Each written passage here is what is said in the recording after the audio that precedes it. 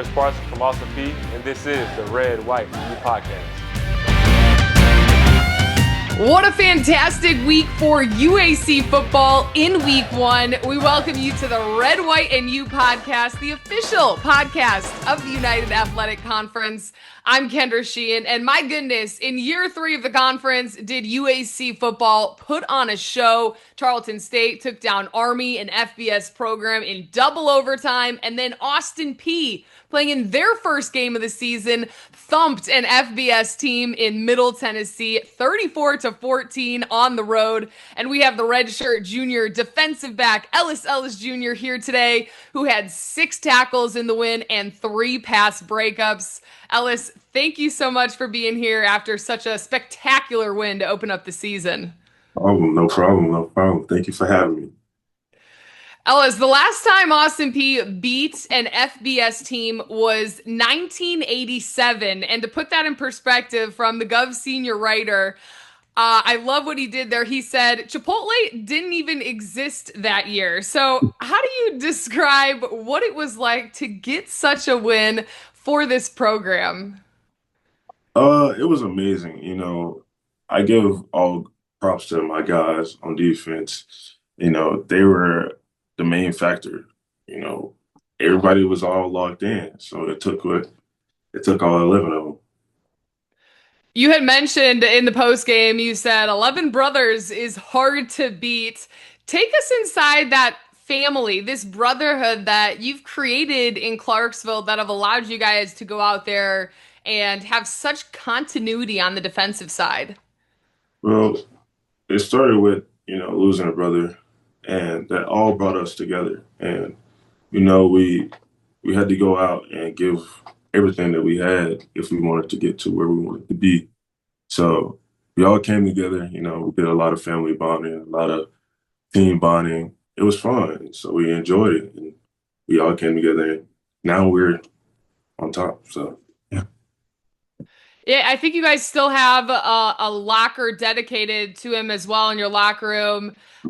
How did going through something like that just put things into perspective that anything can happen and really appreciate the time that you do have? It's tough on some of us still, but,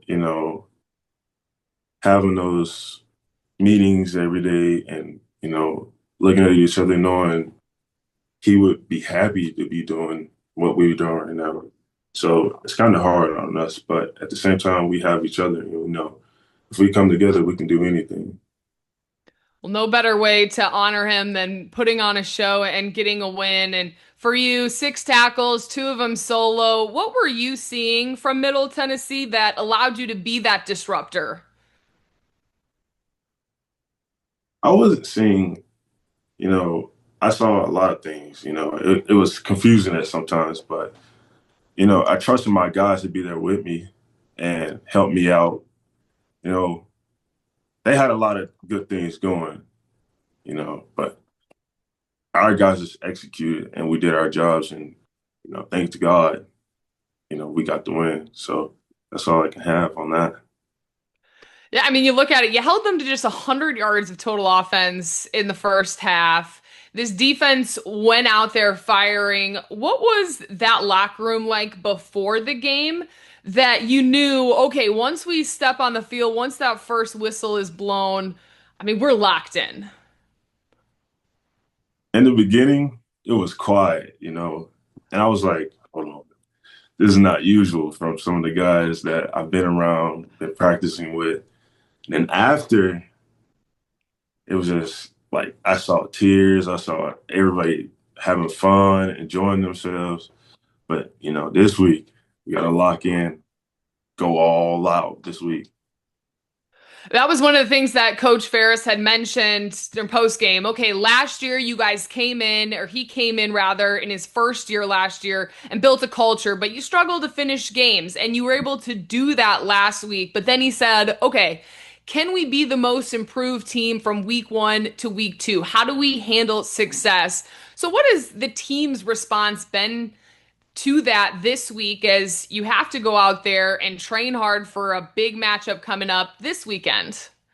The response is, we put in the work no matter what, you know, and we know it's a lot of pain. It's a lot of, things that's going on outside, but we've come together and watched film, meetings, and practicing together. We know what it takes to go out there and, do our best and get the win, obviously.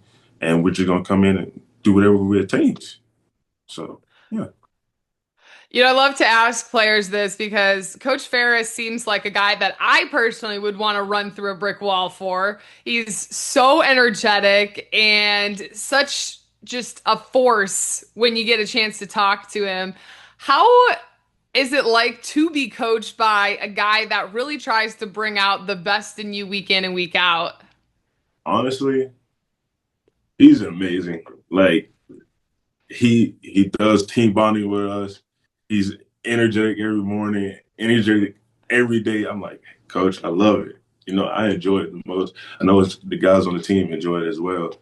So I really enjoy it.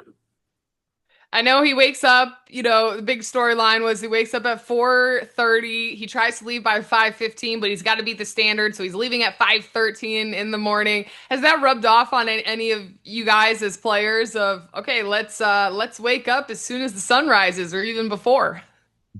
It's tough at times, but we try our best. Give energy the same as he does, but it's amazing. I love it.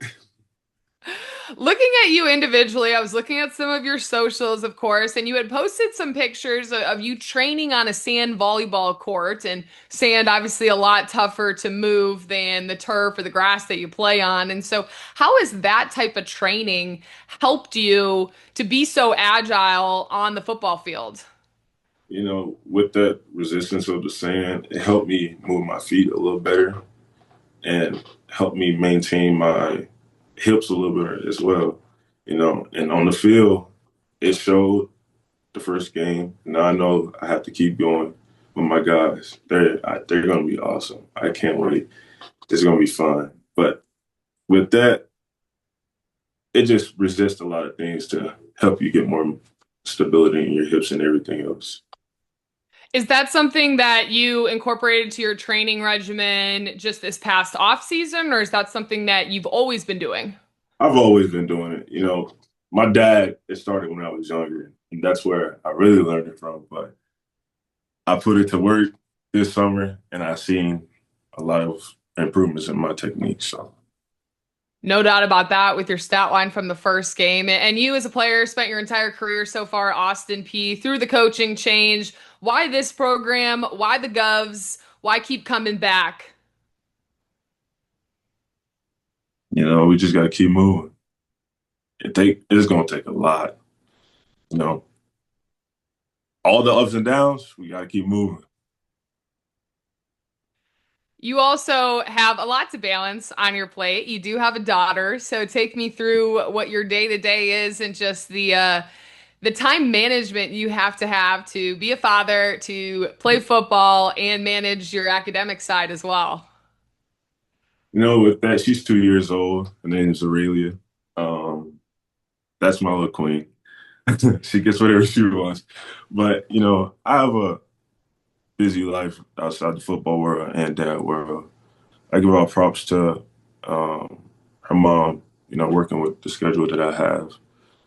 Um, and I try my best, to make calls. You'll see her on the phone sometimes. I'll see making her laugh, buying her toys, trying to make her smile. But it's tough, but I say it's possible. How do you want to show up on the field for your daughter so that she has a great representation of a father to look up to, just as a man and an incredible athlete as well?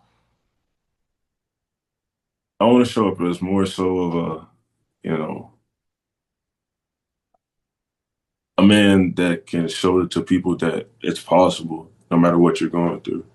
You know, it's hard at times, but we have guys around that is going through the same thing and they share their feelings and their thoughts on how they can help you as well. So, yeah.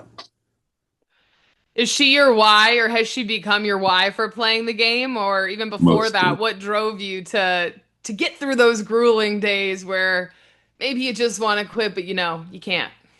My daughter, really, getting to see her and spend times she's come to me sometimes. I enjoyed that. That's really my main priority. I won't say priority, but my main thing I go to when I need someone to talk to. She makes me smile. I make her smile. She asks for toys. I get her toys. That's my main wife for sure. No, Ellis Ellis Jr., obviously a great name. And when you're making big plays on the broadcast, it's fun for the announcers to say, take me through the family background that led you to this great name that just rolls off the tongue. Well, my dad is Ellis Ellis. I really don't have a backstory. I don't know. My parents never told me why, but that's all I can tell you. I've never got the backstory of it, so I'm just sitting here every day wondering why do I have Ellis Ellis. I enjoy it though. It is a great name, no doubt. Maybe ask him one day, hey, what happened? What happened here? We love it.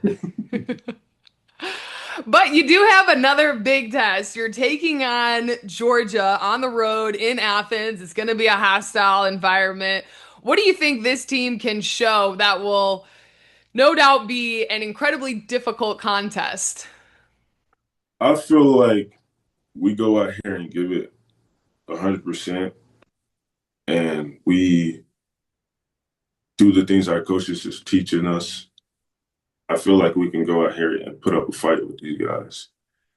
They are bigger, they are stronger. I feel like we can put up a fight with these guys for sure. Well, Ellis, it's been fantastic getting a chance to speak with you today. Austin Peay heads back on the road, a fun one at an SEC foe in number 3 ranked Georgia. It's a 2:30 p.m. kick on SEC Network Plus. So wishing you the best of luck this week and a happy, healthy season as you guys look to go on the road and maybe upset the number 3 ranked Bulldogs.